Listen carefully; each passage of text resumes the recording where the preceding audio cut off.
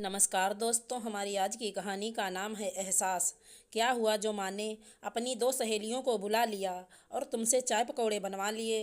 बात पकौड़े और चाय की नहीं है अनुज। आपको पता है, मैं माँ से बात कर रही थी बहुत ही ज़रूरी मुद्दे पर।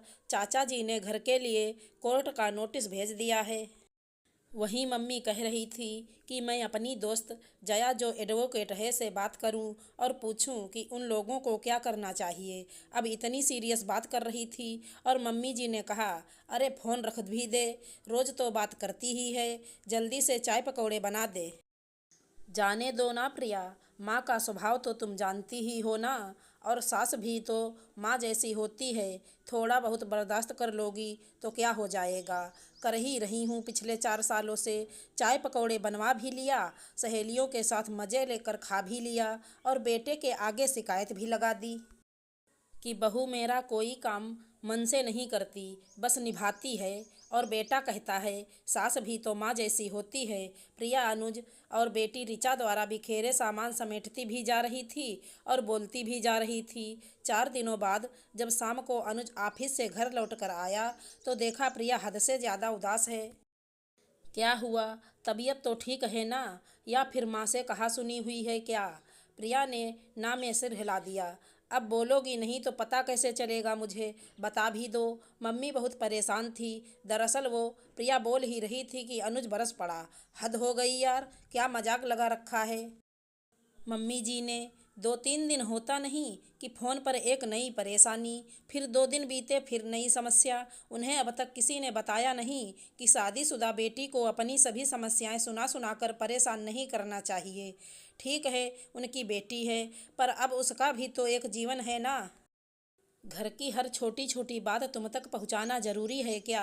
अनुज मेरी बात तो सुनो। क्या सुनूं तुम्हारी बात। मैं तो सोच रहा हूँ फ़ोन करके मम्मी जी को कहूँ अब बंद कीजिए ये सब, बहुत हुआ। जो कष्ट हैं, परेशानियाँ हैं, दिक्कतें हैं और मन की बातें हैं वो बेटे को क्यों नहीं सुनाती। उसकी तो अभी शादी भी नहीं हुई। माँ बाप के सुख दुख तो साझा कर सकता है ना। मैं हाथ जोड़ती हूँ अब।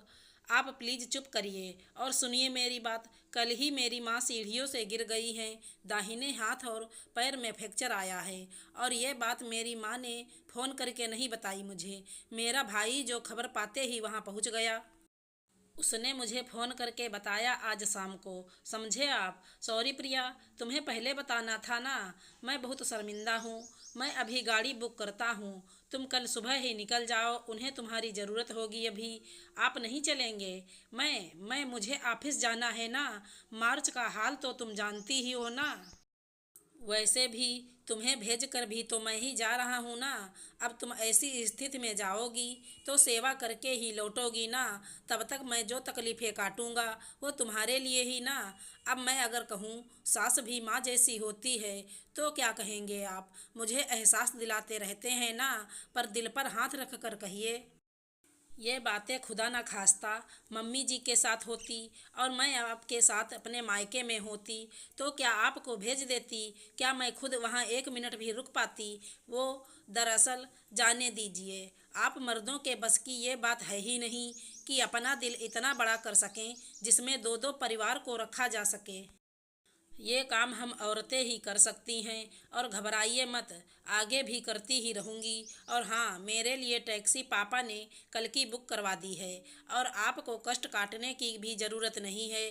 उन्हें आपका और मम्मी जी का ख्याल है, तभी उन्होंने एक नर्स रख ली है मम्मी के लिए। मैं कल जाकर परसों लौट आऊँगी, समझे। और अब आगे से मुझे सास और माँ की समानताएं और असमानताओं पर भाषण मत दीजिएगा, ठीक है।